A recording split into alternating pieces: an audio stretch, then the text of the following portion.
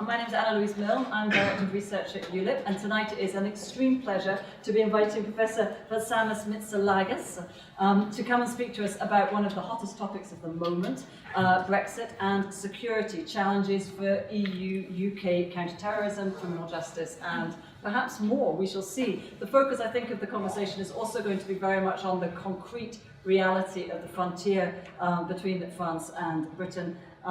We have with us, joining Valsamis, who is, incidentally, Professor of European Criminal Law and Global Security and Deputy Dean for Global Engagement at Queen Mary University, the author of many books, and I invite you to consult both his website and our website for some more information. And meanwhile, I'll just introduce the rest of our panel this evening, who will be joining Valsamis, who will be speaking for approximately half an hour on this topic. And then we'll be joined by Professor Engin Isin, who many of you will know, who is a Professor of International Politics and Politics and International Relations at the School of Politics and International Relations at Queen Mary University London and at the University of London Institute in Paris.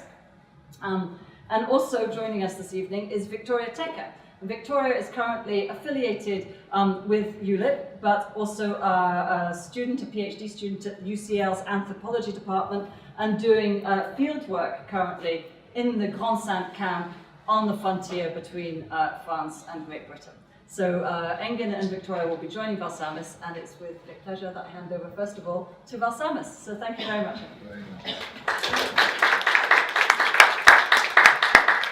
Thank you for this very kind introduction. It's a pleasure to be here. I'm no stranger to ULIP.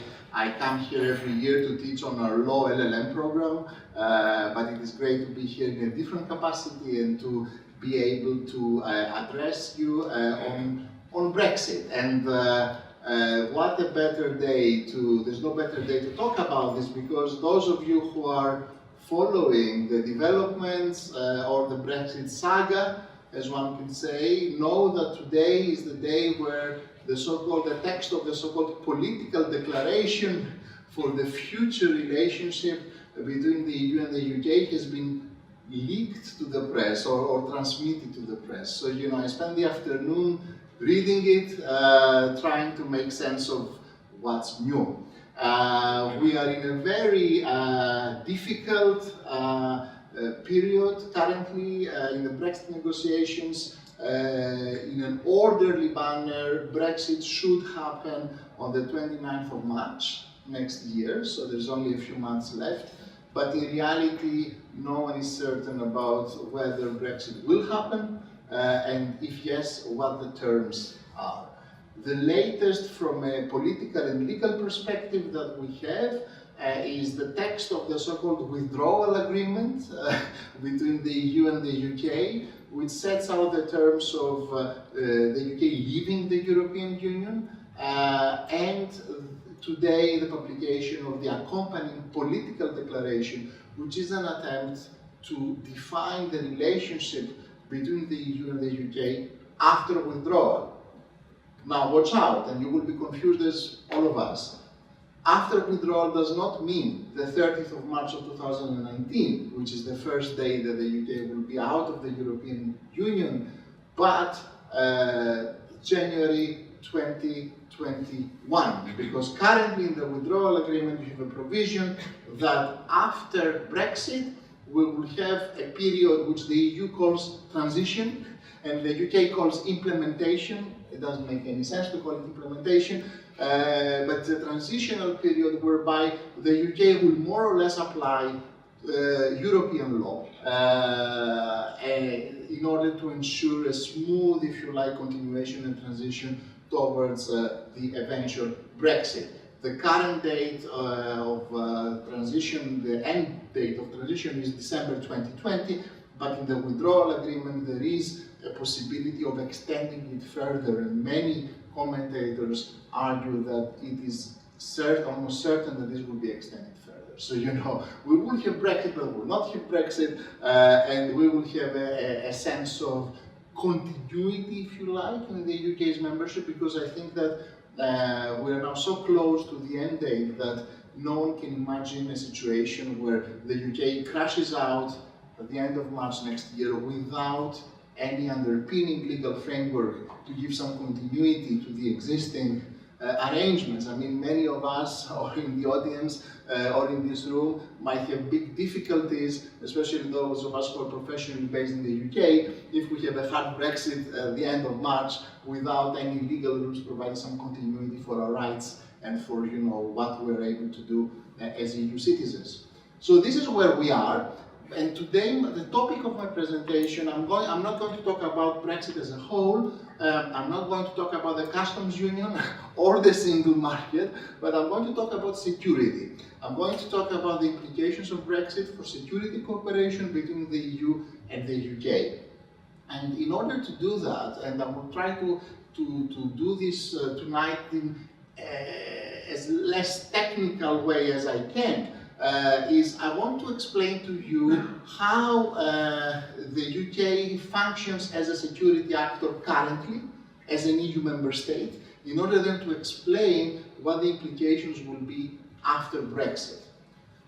And the key thing for you to remember when we discuss the UK's position in the European security architecture is that the UK has always been a very reluctant member state in terms of the development of European integration in criminal matters and security. And why is that? Because the United Kingdom and successive governments were unanimous in believing that giving power from the state to the European Union in the field of criminal law would threaten unduly state sovereignty. Because criminal law, unlike the internal market, is viewed as an area of regulation which is very, very close to the power of the state. So who has the ultimate authority to sanction, who has the ultimate authority to arrest somebody, who has the ultimate authority to conduct police operations. So the key argument of the United Kingdom on all this time has been that yes, the EU should have some structures of cooperation in the field of criminal justice, but that member states should retain the final say. So it's quite an intergovernmental, if you like, vision of cooperation. Now, what happened, and I don't know how many of you are familiar with EU institutions and the EU constitutional development. This is quite a complex story, but in order for criminal law to become a competence of the European Union, so for the European Union to be to assume powers to legislate in the field, the first step was a very intergovernmental step. So in the Treaty of Maastricht, back in 1992, the EU, for the first time, acquired competencies to legislate in the field of security and criminal law, but the manner with which this legislation would take place was rather intergovernmental. So we had unanimity across all member states, we had very limited say for the European Parliament, and very, very limited say for the Court of Justice. And this continued up until the entry into force of the Treaty of Lisbon, which some of you know has entered into force in 2009. The Treaty of Lisbon was revolutionary because it supranationalized security in European law. What it did is that it normalized decision-making in this field, and as a rule, criminal law, security law would be adopted in the same way as ordinary EU law, so as law on the single market, or on competition, or on free movement, or on citizenship. So it means that suddenly, in this very sensitive field, which is very close, you know, to sovereignty, at the heart of the state's power, the EU could take decisions by majority voting in the Council, which means in practice that a member state can be outvoted by others if it's a minority, with co-decision with the European Parliament and with the full jurisdiction of the European Court of Justice. Why I mention this, and it's important, and I think you will see why. The Lisbon Treaty was important in UK internal politics because at that time, the same people who are calling now for a hard Brexit, at that time called for a referendum for the approval by the British public of the Treaty of Lisbon. That was back in 2008. And they were saying that this is a referendum is essential because the Lisbon Treaty entails a fundamental transfer of sovereignty from the United Kingdom to the European Union, that the powers change, and that criminal law is one of the key examples of this transfer of power, because in such a sensitive matter for state sovereignty, the EU is acquiring further powers. A similar logic we had in terms of, and you mentioned in your introduction, the issue of borders. The United Kingdom, similarly, in parallel with the discourse on criminal law, the UK also had a very similar discourse on borders. So on borders, the steady UK stance is that border control is an ultimate responsibility of the state.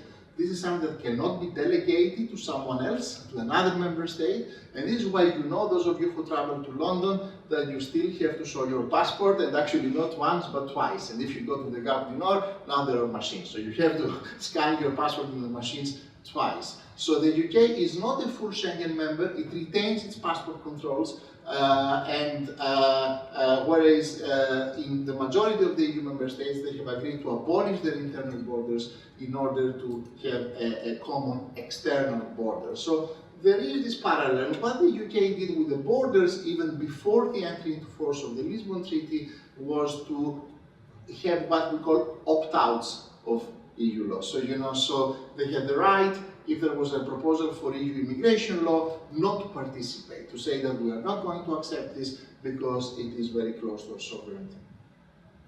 So what happened with the Lisbon Treaty? We had all these voices, if you like, within the EU, within the UK, calling for a referendum on the Lisbon Treaty. And of course the political classes, for obvious reasons, and I don't think they're hard to imagine, I think the Labour government at the time wanted to avoid it. And they needed to find a way to convince the electorate, or at least those who were calling for a referendum, because I don't think much of the electorate necessarily followed the intricacies of the Lisbon Treaty in its text, but they needed to convince the voices which were calling for a referendum that actually no real power had been transferred from the UK to the EU as far as the UK was concerned. So how do you square this circle? Because we know that the treaty really transferred quite a bit of power to the EU on security. What the solution that they found, the compromise that they found, because where there is a will, there is a way in this matter, is that the UK achieved the introduction of a number of protocols in the Lisbon Treaty. The protocols had the purpose, if you like, of maintaining sovereignty, or giving rather the UK the choice to maintain its sovereignty in a post-Lisbon supranational landscape in the field of criminal law. And how did the UK do this? And bear with me, there were two protocols. One was the so-called opt-out protocol, so the UK extended its opt-outs from the field of immigration law to the field of criminal law, which means or meant that after the entry into force of the Lisbon Treaty, in every criminal law measure, security measure that the Commission proposed, the UK had the right not to participate, so the government could say the ultimate choice is with us and sovereignty rests with us. We can still not be a member of this. And then, and this is very technical, and if you don't understand or fall asleep, just shout, there are the measures that were adopted before the entry into force of the Lisbon Treaty, all these intergovernmental measures. The key measure in that some of you may have heard, is the framework decision establishing the European arrest warrant, which is the key measure of judicial cooperation in criminal matters in the EU. And for these measures, there was a very big question whether these measures, like Cinderella, would, they would endure a metamorphosis into supranational measures, entailing the full control of EU institutions or not. So what the UK has achieved in the negotiations is that to include a very complex protocol, which is called the Protocol of Transitional Provisions. That's very, only lawyers can speak like that, but it was the Protocol on Transitional Provisions, which said that for 5 years after the entry into force of the Lisbon Treaty, which means until November 2014, the old measures remain intergovernmental. So you can say, I keep my sovereignty. After 5 years, the UK has a choice to take it or leave it, either participate in all of them or opt out of all of them. And then these measures, like Cinderella, become what we call Lisbonized, become supranational. Why do I mention this to you? I will explain right now. So, what has happened after the entry into force of the Treaty of Lisbon? What the UK has done is that it has largely opted into measures that called for more law enforcement cooperation, more security. It did not opt in to measures that were giving rights to the individual in criminal proceedings. For example, there's a directive on right to access to a lawyer. That's similar to the pattern of the UK participation in European immigration law. So, we want security, we're not so sure about the rights, we're trying to have our cake and eat it in this field. What is more interesting, those of you maybe who are interested in doing more research on this, is what happened in 2014, which was the end of the transitional period, where the UK had to make a choice to take it or leave it, take the old law enforcement measures, adopt them, or opt out. And this is vintage, and I think I mentioned this to you today because it explains a lot of what's happening this week with the Brexit negotiations, because that was like a dress rehearsal, if you like. What the UK, and Theresa May was the Home Secretary at the time, so she was the minister responsible for this. What the UK did in December 2014, it's all in the public domain. If you go and read the parliamentary debates in the British Parliament, you will find treasures of quotes that you can see. It's really very interesting. The UK decided to do the following: to opt out of everything, so to say, no, this is very bad. We don't want this to. We don't want to lose sovereignty on all of this, and then to opt back in to a series of 35 measures, which were really the key measures of judicial cooperation and police cooperation. So the UK left and then re-entered, but it was a sovereign decision, in the framework decision on the European arrest warrant, in measures on mutual legal assistance, in the big EU security agencies like Europol and Eurojust, and so on and so forth. And it's interesting to read Theresa May's statements in Hansard, which is the British parliamentary debates, to explain why opting back in was of existential importance for the UK in terms of its security. Why it would be a disaster for the United Kingdom not to participate in these measures, and why these measures were essential to ensure the effective cooperation within the UK and the other member states. And she was the Home Secretary, so you can't make it, it's really precious, I always quote this in everything that I write, because it tells you something, I think. So the UK opted back in because obviously a lot of these measures are very key and they have developed very well. And there are three kinds of measures, I think, that we can differentiate, because a lot of people talk about security as something monolithic, and I'm not touching on foreign policy at all in my speech, and mostly on criminal justice. So there are three categories of measures, and if you read the political declaration today, there is an implicit kind of differentiation as well. So the first category of measures is measures on cooperation. So it's mostly judicial cooperation in criminal matters. The European arrest warrant is the best example.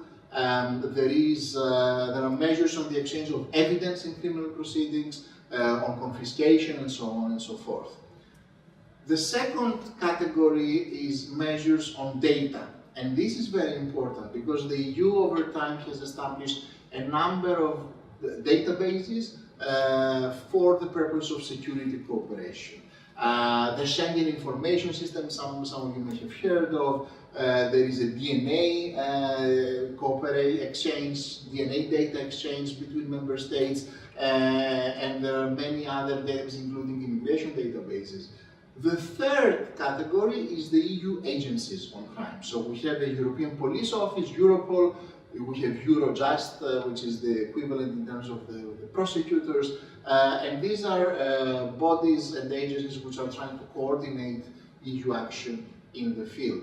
And the UK has been playing a very active part in all of these measures, and in EU institutions it has held the presidency of both Europol and Eurojust twice. So, I think one of the tragedies of Brexit is that we have very highly ranked UK officials in EU bodies who have now, in a sense, lost their jobs. They have to find a job somewhere in the United Kingdom.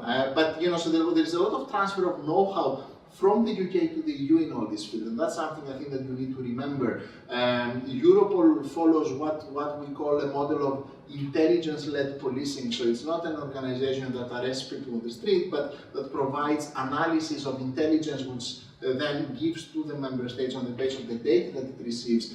The UK is one of the highest contributors of data, and it has exported its own model of intelligence analytics and analysis in the work of the EU, and now it is leaving. So, you know, you can understand, I think, the disappointment in a number of UK officials and civil servants with Brexit at that level, because, you know, there's a lot also in the area of the single market, of the banking union, of banking supervision, for example, that the UK practically designed, and now it has to leave. So, you know, there is a lot of anxiety, I think, and disappointment there.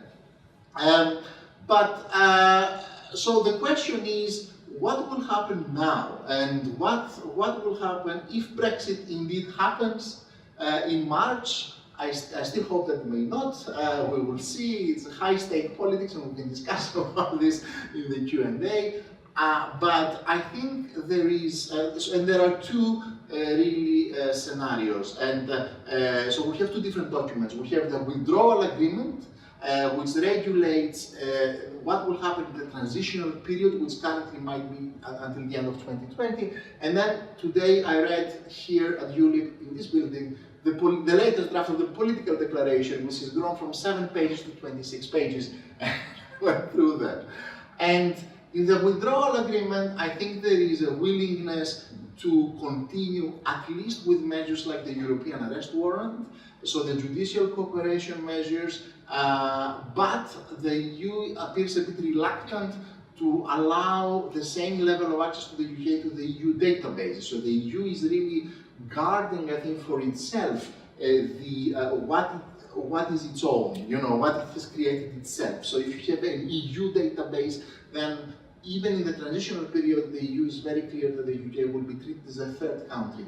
It is the same in relation to the work of the EU agencies. So, you know, the UK can continue to participate in operations by Eurojust, but as a third country, not as a full EU member state. So, and that's even in the transitional period. After that, so the political declaration is very interesting because it says that the two priorities, I think, for the EU and the UK in this field are, first of all, something very similar to the European arrest warrant. So if you read the text, lawyers do that, but also people in the humanities do that as well. We look at nuances behind words. So, you know, the text says the EU and the UK should establish a mechanism of speedy cooperation on surrender. So, you know, I think there is a clear commitment there. On the other hand, it says that they should consider establishing further mechanisms. So, you know, the consideration is a bit further beyond in time. So the priority is really something similar to the European arrest warrant. I think this is the key, and I think there is political will on both sides. And if you read, I'm not going to bore you with the text, but if you read the text, it aims really to have to end in a mechanism that is very similar to what we have now. So not to fall back to the traditional extradition arrangements, but to incorporate the novelties in the current European system, which ensures very speedy cooperation between authorities on that. The other priority is the exchange of personal data concerning passengers. So, you know, when you fly to places, the airline sends your data to the authorities of your destination state, and sometimes you're asked on the website to give more and more data. There is an EU legislation on that. It's called the PNR data, and I think there the two parties are clear that, you know, this will continue, and the exchange of DNA data as well. So this is the priority. What is more difficult for the UK is the issue of data. And so what will happen with access to the database? It is not only on security, but it is also on the internal market, because some of you may know that the EU has established very high data protection standards. I don't know whether any of you have heard of the so-called GDPR, which is what all companies talk about, is the General Data Protection Regulation, and this has a very strong extraterritorial effect, so it affects businesses in America and so on. So the key with data is that in order for the EU to allow data transfers to third countries, and the UK will become a third country after Brexit, the Commission has to assert that the third country, and in this case the United Kingdom, provides with a so-called adequate level of data protection. So this is the so-called adequacy decision. In some media articles about Brexit, you may have come across this. What does this mean? The Court of Justice has explained that adequate level of protection means essentially equivalent standards to the ones of the EU.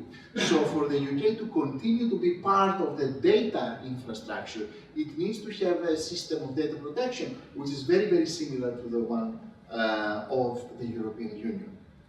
And that's why those of you who follow UK politics know that the UK has tried to implement in domestic law the GDPR, although it didn't have to, because those of you who know EU law know that regulations are directly applicable and they do not need to be further implemented in member states. However, the UK implemented in order to be able to say to the EU, look, this is a mirror image of what we have in EU law, and hence, therefore, we provide with an adequate level of protection.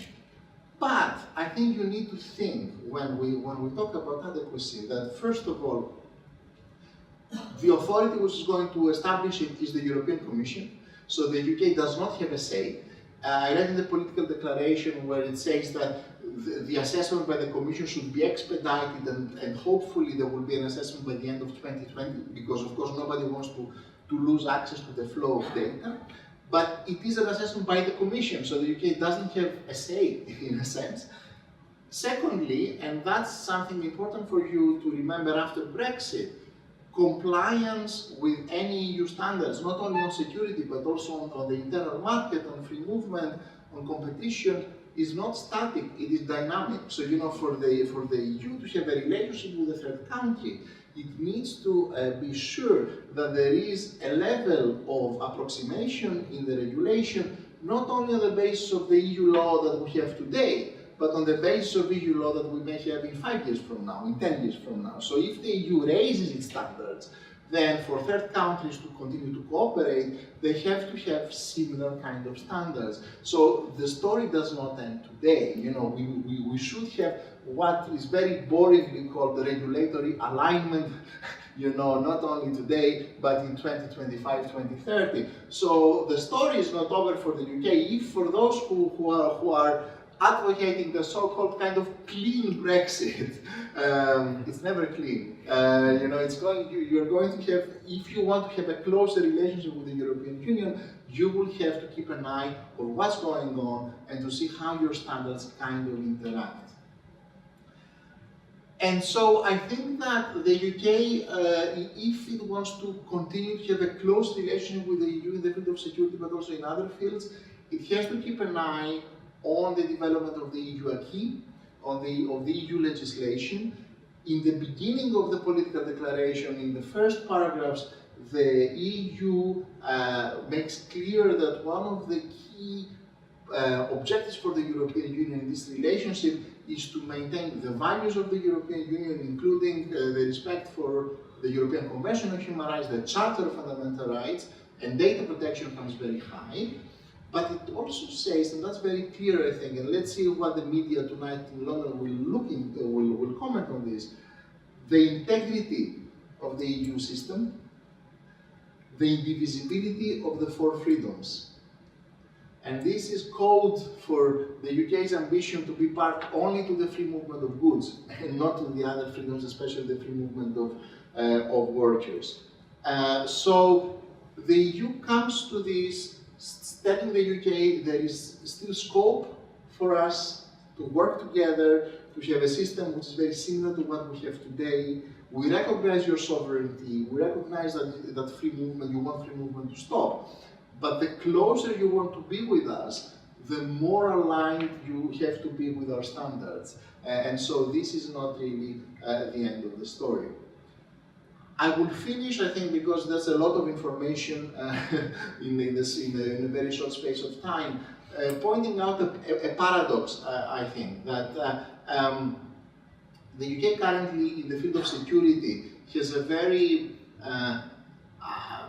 enjoys actually the pinnacle of what everybody's called the cherry-picking approach for things that you consider too sensitive for your sovereignty, because maybe the Court of Justice will come and then interpret something that we don't like, and so on.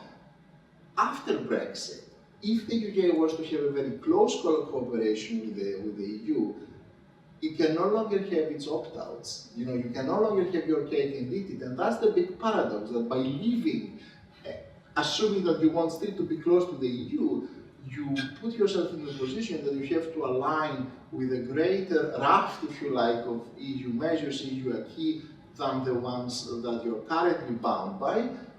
Plus, these are standards that you are no longer able to influence because you are not on the negotiating table, because you are no longer a full EU member state.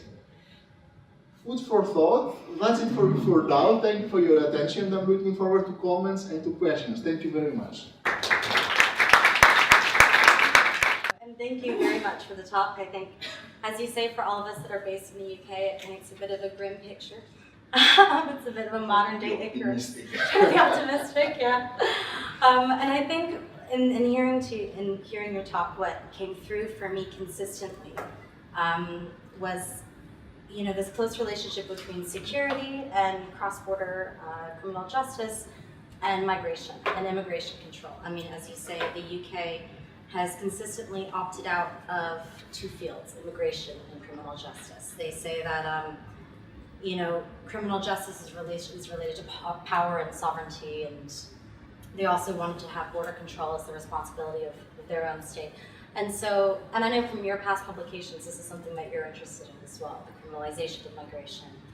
And so out of what you spoke about, what really stuck out to me was the sharing of databases, the sharing of information on these databases, because for the people that I work with every day, what they're largely concerned about is where their fingerprints are going. Because as soon as asylum seekers enter any EU country, they get their biometric data taken and it's put into the Eurodac system, which is one of these databases that I think you were referring to. This is shared across the entire EU, and in this way, the Dublin regulation can be enforced, which essentially says that asylum seekers must claim asylum in the first country of entry.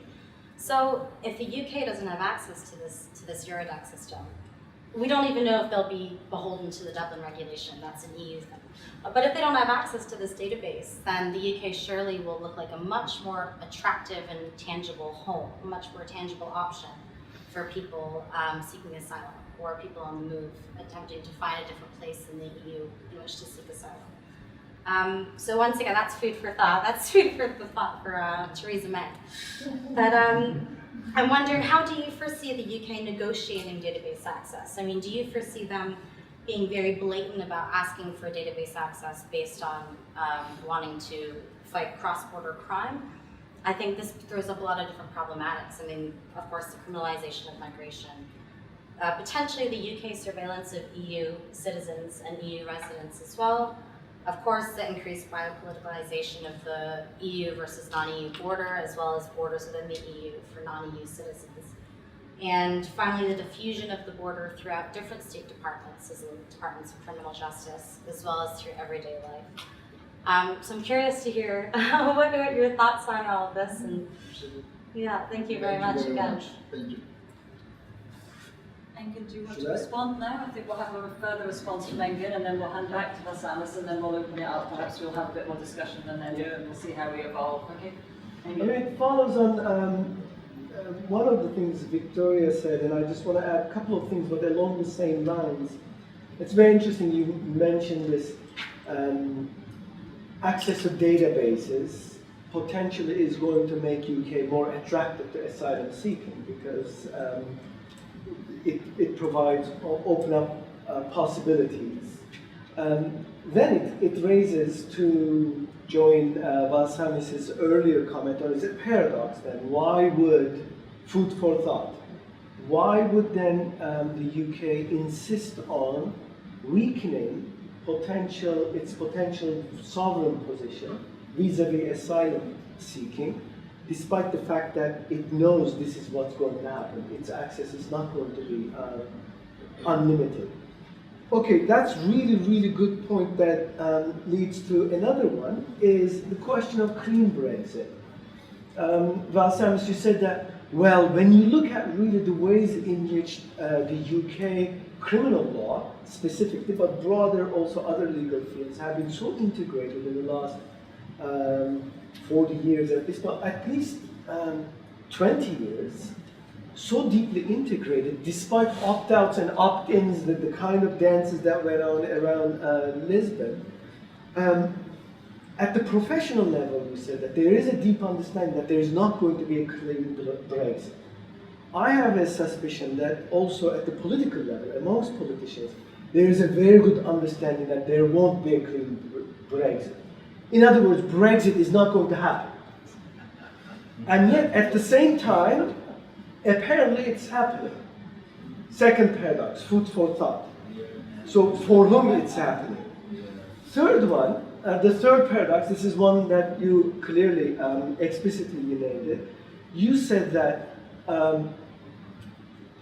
at the professional level, civil service, politicians, they know that there is going to be less access to EU institutions, or even if it is equivalent access to EU institutions, there's going to be less say about them, and yet it is going to be related. Now, this is also known, well known. So we've got three paradoxes where at the political class, professional class, legal security complex is quite well aware, and yet the political stage and political scenery is such that this dance has to be played off. It's a similar dance to actually 2014. What we're going through is opt-out, opt-in, but higher stake dance. Yeah. The results are much less controllable, and as well as the direction can be less possible to shape. So if we have these three paradoxes, from where you see, particular, I know that you also do work on security professionals, you do work on legal field, informing both UK and EU. What is the understanding then with these three paradoxes of why, despite these paradoxes, this political game still has to go on? What does it actually serve? What classes that are not outside of this? I know that these are big questions, but can we also think about sort of in terms of political press and just hear your thoughts? Maybe the audience also would have something to say. Thank you both. There's a lot to talk about, and you made me think in a different way about some of these questions.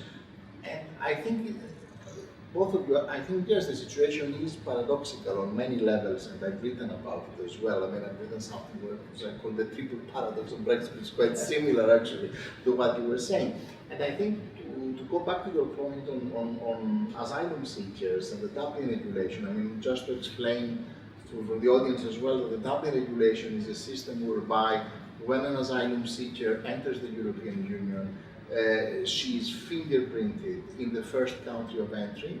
So if you go via Greece, you are fingerprinted in Greece, and the fingerprints go into an EU database, which is called Eurodac, the Eurodac database. And then if this person appears in London and they apply for asylum and there is a match, then in principle this person must be returned to the country where they first entered the European Union. And this just caused a lot of aggravation between North and South. You see what's happening with the boats in the Mediterranean currently. Southern European countries are trying to deflect flows because they're claiming that they will be the ones who will have to take care of these people, although a lot of these people don't really want to be there, they want to go somewhere else. And I think that goes to the paradox, because I think what the UK has managed to do, and that's a key example, and a very good example actually, is to align its national security interests with EU law. So, you know, the UK was instrumental in the adoption of the Dublin regulation, which meant that in practice, it could deflect asylum seekers from the UK by using this mechanism, by saying, I will return now this person to Italy because I see the database. And then goes the big question, the political question. Now, immigration is nowhere. I mean, in the political declaration, there is a very general clause that we're going to have closer cooperation on immigration and all of that. But the UK cannot negotiate for more cooperation on immigration exactly because this has been framed as a sovereignty issue. So at the same time as the UK has been saying, and you can see clearly in the political declaration that free movement will stop.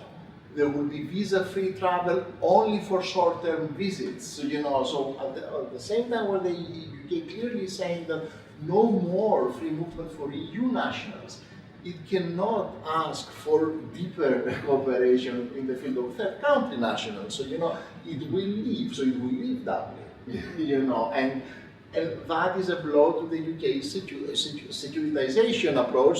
I don't think it's refugees are a security threat, but in the eyes of the British government, this was a key tool. They paid the political price, in order no longer to have it. So that's quite interesting. So there is this irony there. With a clean Brexit, I think yes, and I think you can see it if you read the documents. I mean, it's very boring to read these documents, but if you read the 585 pages of the withdrawal agreement, I mean, it's not that much because there's 1 or 2 articles per page. So you can read it, and the political declaration. It is clear that there's going to be no clean Brexit in the sense that you cannot just leave on the 29th of March of 2019 and then everything will stop and suddenly you only have your national law. That is not going to happen. And what has not been decided and will not be decided, even if Brexit does happen next March, is what the future relationship will be, because the text of the political declaration is drafted in such a broad way that it is up to the future governments, of the UK and of the EU member states to negotiate whether it will be close enough or further away. I mean, there are these general principles that a lot of people claim they're contradictory. So you cannot have the autonomy of the EU legal order and UK sovereignty and have a close kind of cooperation. So it is indeed this paradox, and I think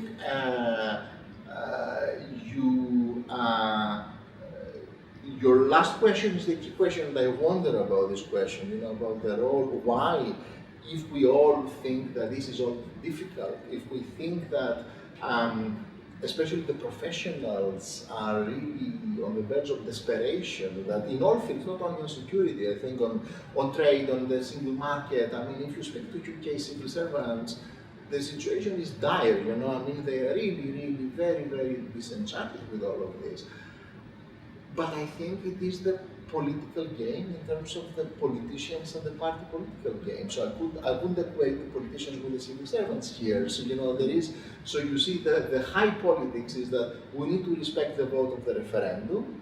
There are vested interests in different sides of the political spectrum in order to take one stance over the other. So from the micro level that MPs are fighting to be re-elected in constituencies which voted to leave, for example, to the main actors in the political game, including the Prime Minister. So, no one, and I think my feeling is that currently where we are in the UK, we are in a politicians do not want to lose face by being seen not to respect the outcome of the referendum, which is why, if you look at these documents that we have this week, it's an attempt to say, let's have Brexit, but let's keep an open mind because it's too high risk, to have a clean Brexit or a hard Brexit, and maybe, who knows, we will be very closely aligned in the future, or we may apply to rejoin, maybe a reapplication, or there may be a referendum after Brexit to apply to rejoin the EU. This is another scenario. But I think the big hedge is really not to go against the perceived will of the people as expressed in this very specific point in time, which was the point of the referendum. And this is why you see so much frustration, and you see the British politics positioning itself in that way, because I think if it was that easy to leave, I think Theresa May would have had much fewer problems than she has today. She would say, no, we don't even need a deal, or we're going to have something very minimal and we're leaving. But she knows, as does everybody else, I think, that it's not that simple. The problem is and there is a degree of directness and honesty that for the politicians is that politicians, because there's so much at stake, a lot of them do not dare to admit it. So they don't dare to say, let's think again, it's more difficult than we thought, there may be some advantages in staying in or in being very closely aligned, but the discourse is not everybody saying no, but we're not going to go against the will of the people, so we shouldn't have a second referendum, or we should leave by that time. Whereas it's increasingly clear that maybe this is not the best choice currently, and that maybe at this moment in time, even public opinion, may have shifted. I don't know whether it has actually. I think, I'm not really that convinced that if there is a second referendum, the result might be different. But the parameters of the game, if you like, have changed, and I think people can see it very clearly. And I think that the missed opportunity in the UK was not to acknowledge this in the conversation of how Brexit will happen. Yeah. That the conversation has happened in a very polarized and simplistic way. That we'll go and they're our enemies and we will win the negotiations and we will divide the Europeans and and all of this, like it's the Second World War all over again, and it's and that was really this wonderful, I think, very strong country with the best diplomats in the world, a huge disservice, to see the UK, I think, currently reduced, to this level of micro negotiation in the 4 days before, the Council of Ministers on Sunday. I think it is something to see, and it wasn't a one-way street. So I don't think this will be resolved easily. I think the temporal aspect is important, and I think we will see. Maybe we can have another seminar, in 6 months, or I was talking to the director earlier. Maybe we can have something in early April here in ULIP, which might be 2 or 3 days after Brexit, and discuss and. Hopefully you will all be here, we can discuss again. So I think that there is a very big disjunction, I think, between the different elements of this, and this doesn't help. And it doesn't help, I think, political discourse more broadly, because I think it's not only about Brexit, it is about political discourse, representation, voices being heard or not heard. If either of you want to respond to that, or should we turn it out to the floor? Right, responses, questions. Jonathan. I was going to ask, it seems to me from what you said that there are some kind of fundamental paradoxes in terms of what people want and what they think they're going to get after Brexit. In terms of talking about public opinion to a certain extent here as well, and then there's a politician's kind of, maybe there are some people that are interested in these paradoxes, and other people who are choosing to ignore them for a moment. I suppose my question is, how long before there's a reckoning with some of these paradoxes? How long can we go along with the illusion of more sovereignty on some of these issues before the reality of perhaps less sovereignty or less control over things like migration and security actually come? What will happen if there's a reckoning on the part of politicians and the public with some of these issues? Shall we take? Annalise had to just step out and signal me that I can actually share.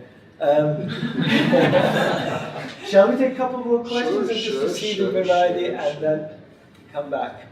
Any other questions? Yep. You spoke a lot about politicians saving face, things like that. I just wanted to get your opinion on the whole thing, really, about how would we make, or how could you possibly make a second referendum look democratic to the people? Because there's obviously a very fiery debate on both sides. A lot of people thought that the first referendum took place in an atmosphere of lying, and so that wasn't truly democratic because the people were sold lies on both sides. But the idea of going back on that decision that we were told would be the decision of a lifetime 2 years ago, to many other people seems democratic as well. So just a overview of the Thanks, Joe. Yeah. I was wondering how you see the current negotiations impacting the debate with regard to the Irish border, so between the Republic and moving forward. Yeah. Okay. So Easy the- 3 questions. Easy. So the first two I think are linked, and I think that I don't have an answer to. I mean, this is the $1 million question in a sense, because if we knew, whether people have internalized, the possible consequences, then we could have had maybe a clearer kind of policy on this. And I always wonder, do people really realize, or are they gradually, realizing what the consequences? When you hear, for example, that car companies are leaving, towns in northern England, in the Midlands, to go to Slovakia, to outside of the EU. I would like to know whether the local population who may have voted to leave links this actually with Brexit or not, because maybe not. So I'm not really sure, and I think that relates to your question about how is a second referendum democratic? And I think there are many views, and I have my views which I will share with you, but in terms of the eyes of the public, I think the public, so a second referendum, I think, in my view, will be considered democratic in the eyes of the public if there is a sufficiently critical mass of the public, to go to your first question, which have realized that it's time to revisit the first vote, because the consequences of the first vote are not sustainable.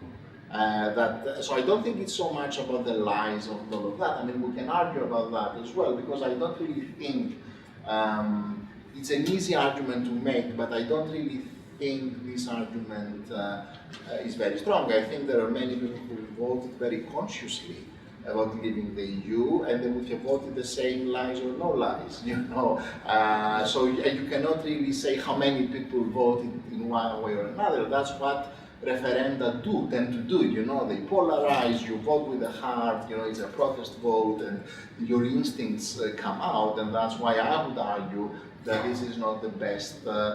So my issue with how the debate is framed is that I don't think the referendum is more democratic than a general election. I think on the contrary. So, to say that the referendum is the expression of the democratic will of the people, while the general election is less so, I find this hard to accept personally, especially in a parliamentary democracy. And I don't buy the argument that a referendum should also be set in stone, that just because it happened 3 years ago, the outcome would, should exist forever. In a parliamentary democracy, people have the right to change their minds every 4 or 5 years in the UK, and I don't see why, there shouldn't be any other referendum. I mean, when Theresa May took over, the elections happened between, I think, 2 or 3 years. Yeah. I mean, correct me if I'm wrong. So I don't see why we can't have a referendum, in next spring or in February if we need to. I don't think this will be against the democratic will of the people, because we will have another expression of the democratic will of the people in another referendum. So for me, all these arguments that we're being disrespectful and we don't give it a chance and all of that, but I think it has to come in terms of a legitimacy point. So how, because your question is more how can, in a sense, politicians, sell it. I think the only way that politicians can sell it, they can make all these arguments and more. They can talk about the lies, they can talk about, the need for, they can talk about a vote on the deal rather than on leaving the EU, which is a bit disingenuous, but there we go. But I think the public will only be convinced if the public in itself knows that it is time to vote again. Because there may be time to vote again, and there may be a silent majority out there that really think, but I don't know that, and we cannot know unless I think a vote is organized. The thing with the Brexit debate is that there are a lot of people who shout a lot. These are mostly the radical Brexiteers, but I'm not really sure whether these people are the majority, and I'm very concerned that democracy is reduced to that. Because this is not really the majority, and there may be a lot of people who are silent, but who may hold a different view. So it is very complicated, I think. It's a test of democracy as well for the UK, all of that. It's not only about the relation with the European Union, but it's about how society in the United Kingdom reacts, in a democratic way to this challenge. But I think that, and you need to have politicians with the courage, I think, to come and make these points. A lot of politicians are very afraid currently to say this publicly. There are very few of them who actually take the view. But I believe that if there is leadership from above, the public is also likely to follow to some extent. So I don't believe that, we should be afraid because there will be a backlash against us and we will never be re-elected. I think if you're kind of honest and you tell to the people directly, then a lot of people may understand. They may disagree with you, but they may understand your point, rather than patronizing them and saying, we need to respect their will, and then we're not going to discuss anything anymore. Because there's so much at stake that you must discuss it. The next election, whenever it happens, is going to be about Brexit, even after Brexit. So, you will have a vote, on that, and these issues will remain. So, I think that it is a matter of... Can I just ask a question around that? I know that you had I a question about... I will come back to the It's just to continue with this, because I'm not sure if I understood what you just said, and I want to follow with what you said. If there's a vote, because the public did not vote on the deal, but vote on the idea of exiting, that would be disingenuous? No, I said that to say that the second referendum will not be on Brexit, but will only be on the deal. So, some people say it will not be the same as the first referendum because now we're voting on the text of the deal. Which, okay, of course you vote because you now know the consequences of what you can achieve. Fair enough, that's good. But it's really essentially also about whether to remain or to leave. If remain is an option, which I think it should be, I'm in favor of a second referendum. I think, let's see, and I think as someone who thinks that Brexit is not very good news for the UK or for the EU, if it's leave again, then we know, So everybody says, we shouldn't because the result will change, and you can turn it around and say, what are you afraid of? Let's have another one. And if it's leave, it's the second one. There's not much, then it settles it for a number of years. The public says twice, that you want to live. If it changes, then it reflects a different... I have a follow-up question on that, but I think you've waited long enough, so I want to come back to the second referendum, and it's a legality question. The Irish border, I don't know how to answer this. There is a very technical solution in the withdrawal agreement, so there are many provisions there, and I'm not going to use the B word, the backstop to the backstop. But it is really a big issue because it is a big issue because it's a constitutional issue for the United Kingdom. So it's not so much, I think, an EU issue. It is because of the freedom of movement and so on. But it's really a question about UK identity and how it is managed via this very technocratic, if you like, process. And just to push it a bit, and maybe this will... I think that if Brexit happens, and if the UK doesn't manage to have a very close relationship with the European Union in the next 5 years, it is very likely that this great kingdom will consist only of England and Wales in 10 to 15 years from now. And this is something I think that is very real. It is not something to be taken lightly. Because there will certainly be movements in Scotland for independence if they are finding themselves in a position of being outside of the EU and governed by London without many opportunities to have maybe further devolution. So we're going to have another debate, so Brexit will trigger a further constitutional debate within the United Kingdom, inevitably. And it's the same with Northern Ireland, which is much trickier.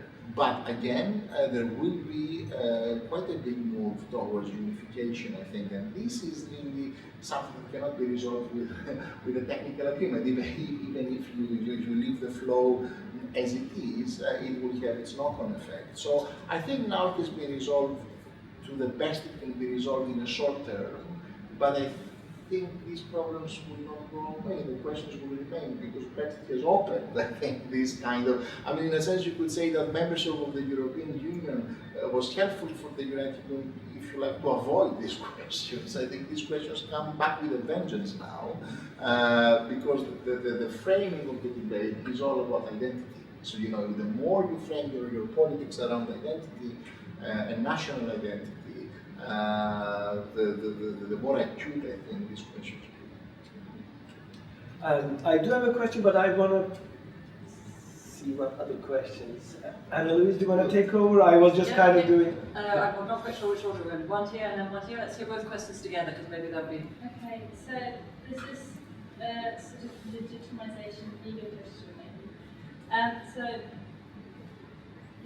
that Brexit happened basically was legitimized through the power of money, because people voted for it. And as you said, the how is essentially not legitimized.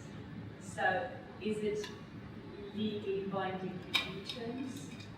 And if it would come to a second referendum because legally, what would be the responsibility in terms of education to educate people so that they can make the most informed decision, apart from obviously having their own responsibility for themselves?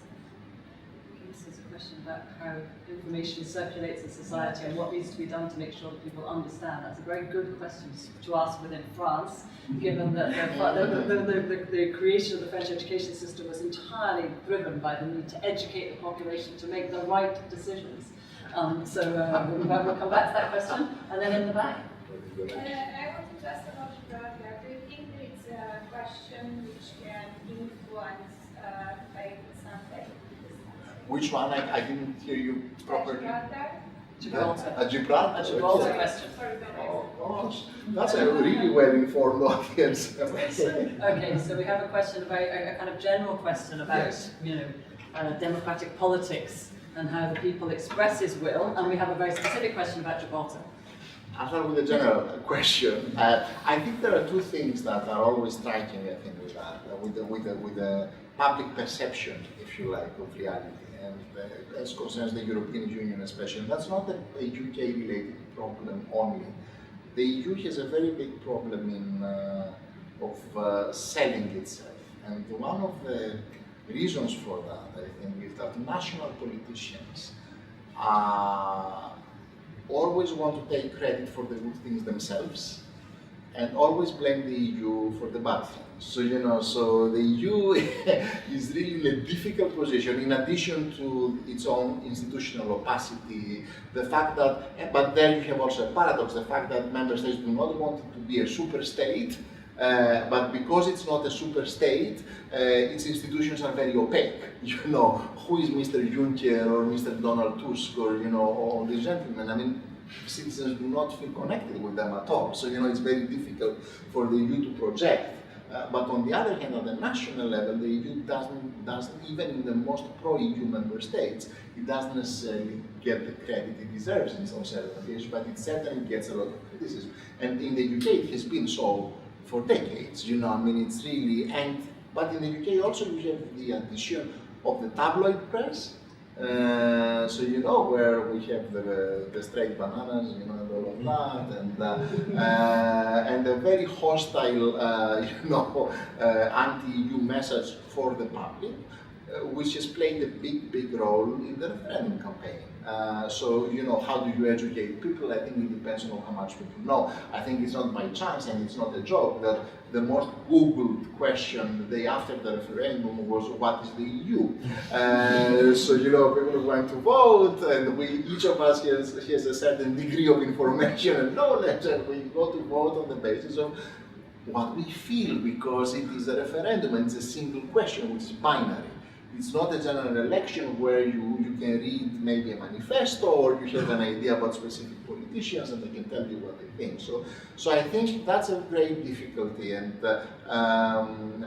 there needs to be, and I think one of the good things of all of this, if there is anything good about it, and that's why I think the call for a second referendum, in my view, is rather strong, is the fact that since then there has been a lot of debate. And there has been a lot of information, and there has been a lot of critique of the information that was applied during the referendum campaign. So nobody can say that if there is a second referendum that people will not be better informed. Some people will be much better informed because we're having all these conversations. There has been a lot of soul searching, about this.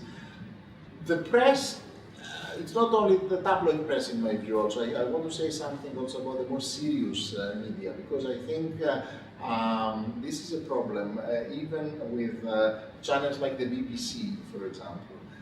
There is a false illusion of so-called balance or quest for balance in the electronic media. When I watch sometimes Newsnight, for example, they discuss, let's say, immigration, and they have two people, and these two people have to have the binary, approaches. So someone is deemed like pro-immigration and another is deemed anti-immigration. The pro-immigration or more moderate person may represent maybe 90% of public opinion. You can also have an extremist on the other side. They may represent 10%.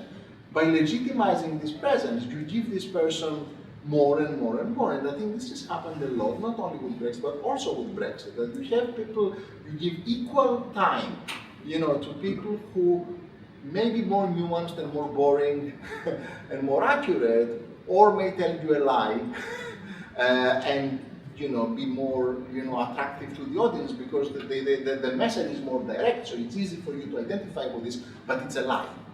And look at the United States, this is not only a Brexit problem.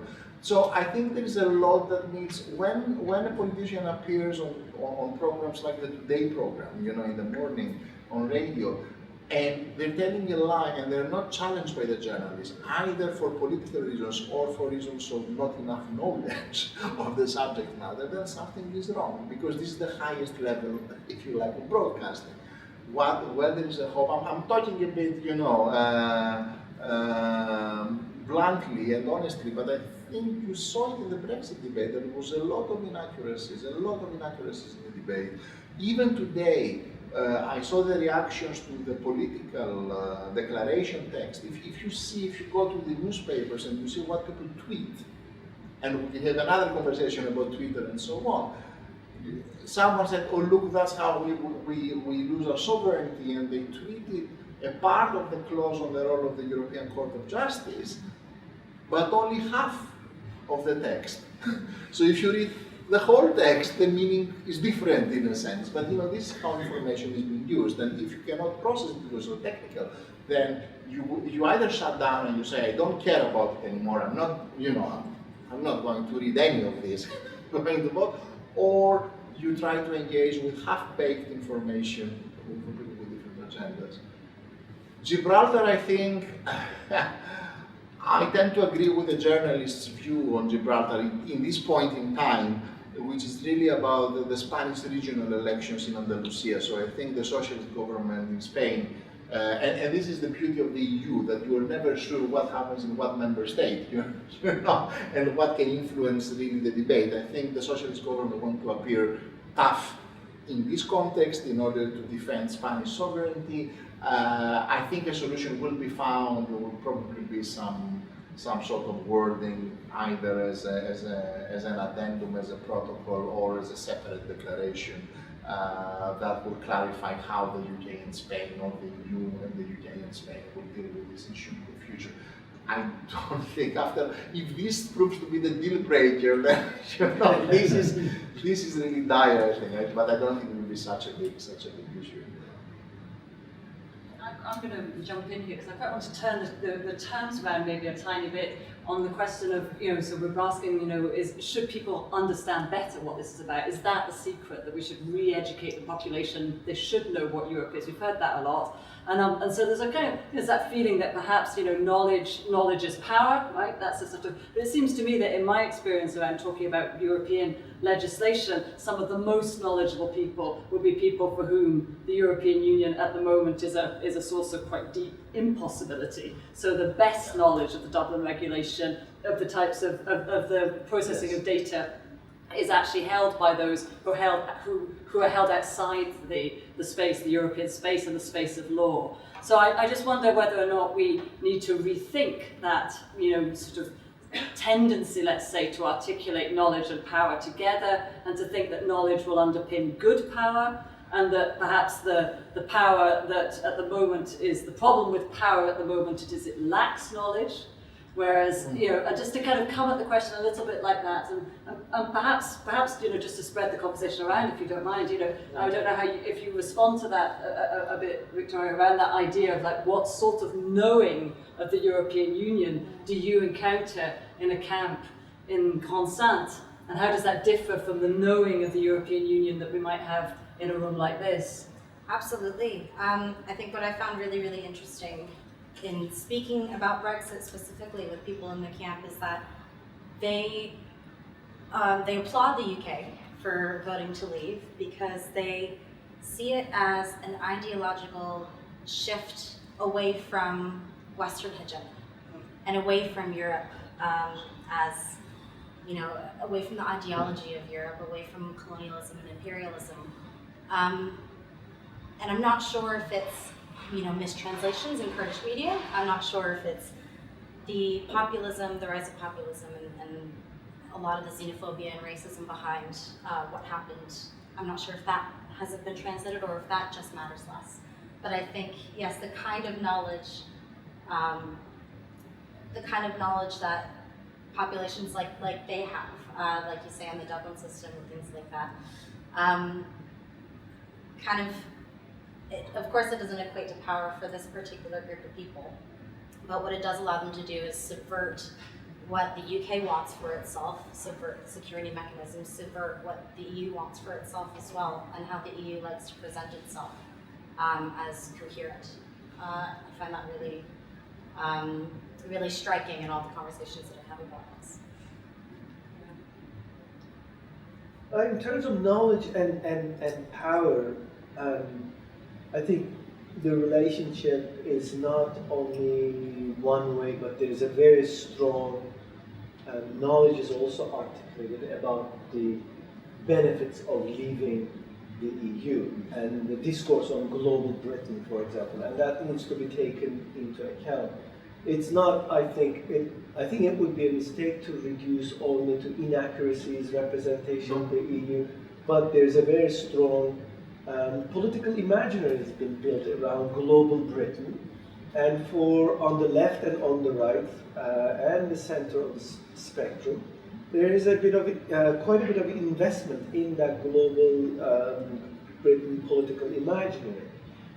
Some of which says, for example, entering the European Union was a mistake in 1973. There was 3 times it was tried, and it came at a moment of desperation and so on. And then there is a need for thinking about the period before that and the project of Commonwealth. I'm not necessarily agreeing with the political imaginary, but it is a strong political imaginary, and drawing on pre-EU history of Britain, not necessarily as an empire. Sometimes it's belittled as though it is a harking back to the empire, but the political imaginary is built on a different foundation as well. Some people say that economically, the conditions under which British economy operates is so fundamentally different than it was in 1973 or 1962, particularly post-industrialization, the emergence of service economy, and the flexible demands that it requires, the British economy. It just doesn't fit the rigid acquiesce of the EU and its understanding of trade. And I think that's an important political discussion. So part of it is that, yes, the inaccuracy, belittling, and the ongoing tabloidization of the discourse did take place. But on the other hand, I think some serious arguments about political imaginary of Britain outside the EU were not really tackled head-on with the strength that they brought to the table. it was very difficult to see, very difficult to observe serious debate about the changing British economy, whether it would be outside. So that's knowledge and power as well, and it did capture some political imagery on the part of people who are very well informed and well studied too.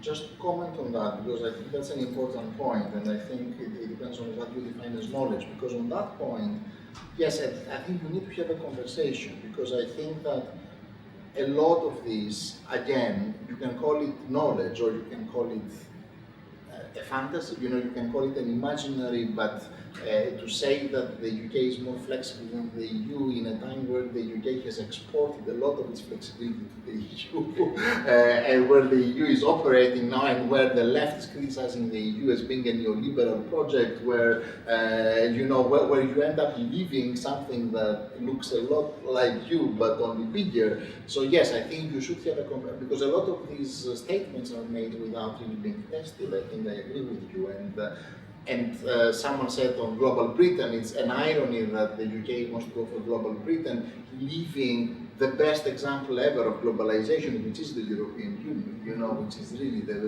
the most sophisticated, integrated example of a global order, at the regional level. So, by leaving this, it's hard to see how you will become more global in a sense. But I think the conversation for me should be, and that's a difficult conversation, it doesn't happen anywhere else in Europe either, so I think maybe we're asking for too much, I think, here.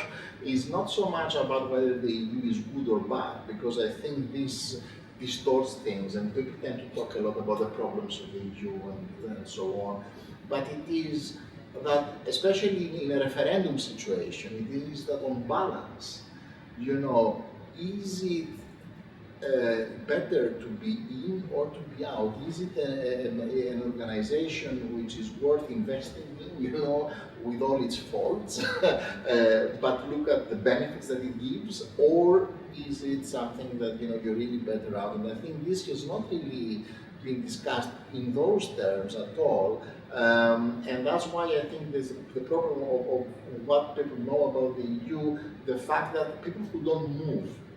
Because for most of us here, we exercise a freedom of movement. We know what it involves. For people who have never moved, I think this needs to become very clear and very tangible. So, what is the benefit? What's the benefit? What does the EU do? And it is also to some extent generational, as well, as we saw from the. And so this political imaginary, is and imagery is. It sells to different kinds of constituencies as well, I think. And so there are different recipients, but I wouldn't call, to answer your question, is fantastic. I personally wouldn't call for more education, if it's more data, information that people need to know and all of that, but with a bit more kind of honesty. But honesty, in general in life, presupposes confidence. And I see Brexit as a fundamental indication of a lack of confidence in the UK, of a lack of confidence in society in terms of identity, and especially in England, of a country which is really not really able to be strong enough in order to. And I agree with many who say that Brexit is really an act of self-harm, that you lack confidence and you leave something that can actually make you stronger. But being a part of a bigger, and the big EU member states, traditionally, this is an oversimplification, but what they have managed to do is to become stronger by being a part of a bigger whole.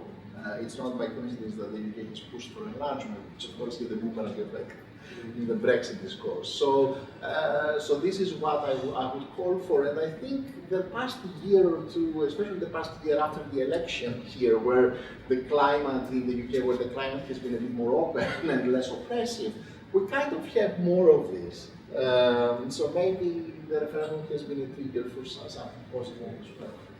I think to add on to this as well, information doesn't necessarily, it's not, especially in the current climate, we can use the US as an example, is not necessarily received as information, as truth, when our political imaginaries are real for us, and that is the world in which we live, that's reality in which we move, and if information that comes to us contradicts that, then now more than ever, I feel like people are likely to to just let it continue to drift, to just ignore it, to contradict it in some way. But I think I will stop with that. I think this is also a failure of political imagination and of political discourse. I think in the UK it's really astonishing how low the level of political discourse by the elected politicians has been, because I think that the public does respond to people with a clear message and with with an honest message. And if you're to believe in the polls, I don't believe in the polls, but I'm here with experts in political science. It's interesting to see that how Theresa May's popularity has risen, in the past week. So the perceptions of people are different because of who is attacking her, in a sense. So I think if you had a more direct communication rather than hiding behind slogans or standard phrases like Brexit means Brexit and so on, then the public would have responded in a different way. A last question, or perhaps as the clock is turned directly around 7:30, might be time for But a I have a You question have I'm also dying a- to ask, so unless you want to take, this is because we have a legal scholar here, we Okay. need to tap into this Yeah. information. So here is the situation we have. No member state has ever exited the European Union, and no member state has triggered Article 50. And you said that you believe in a second referendum in the UK. And suppose that there is a second referendum, and the second referendum actually says, we want to stay. What would be the legal possibility of going back to the EU and say, we have triggered Article 50, but we changed our mind? Obviously, it didn't happen either before. Is there a legal process that could be triggered, or what would also political resistance within the EU that it might trigger? Okay, I'll deal with the legal first and with the political next. So currently the UK, and we tend to forget about this, the current mass of information, the UK is an EU member state. Okay, it has not left, although it has triggered the deadline of Article 50. Nothing forces the UK to leave. So if the UK decides not to sign the withdrawal agreement and not to leave, then it can unilaterally declare to the European Union that it wants to stay before March 29th, 2019. The most likely legal scenario, if a referendum is called in the UK, is for the UK to ask for an extension of the Article 50 period, which is allowed by the treaties, by Article 49. So the UK can go to the EU member states and say, I need to sort myself out because I'm not really sure even after all these years what I'm doing, and I will hold another referendum, and I need an extension of, let's say, a year or 8 months or whatever, so I know what's happening and all of that. And that's legally possible. It is within the treaty. The EU member states must agree to that. So this is not a unilateral action. So, I think you need the EU, which goes to the second point, which is the political point. I think the EU member states will say yes to that, because I think politically, if you see it as a conflict or as a war, which I don't, but the biggest victory for the European Union is for Brexit not to happen. And don't listen to what some prime ministers are saying, because it will show to everybody else that, look, this is a strong country, one of the strongest member states, to try to leave, and then they decided not to leave. So, it sends a very strong message, I think, of the strength of the European Union itself. So I don't think politically this will be a problem. But I think the real politics is the timings. So, and I think Angela Merkel, in some heads of state, have also said that we will not extend the Article 50 period unnecessarily because there is navel gazing within the European Research Group and Jacob Rees-Mogg. She didn't say it as such, but you know what I mean. But if the UK wants to have a referendum or another election, then that's a political event that is serious enough for the EU politically to agree to extend the process. And I think this will be, if the UK decides to rethink, then this is very likely, I think. I think and Lucy here. Yes, well, does that answer your question? I do. It does, thanks very much. I think on that note, we should probably thank our speakers, thank the audience for their questions, and move to have a drink at the back of the room. Thank you. Thank you very much.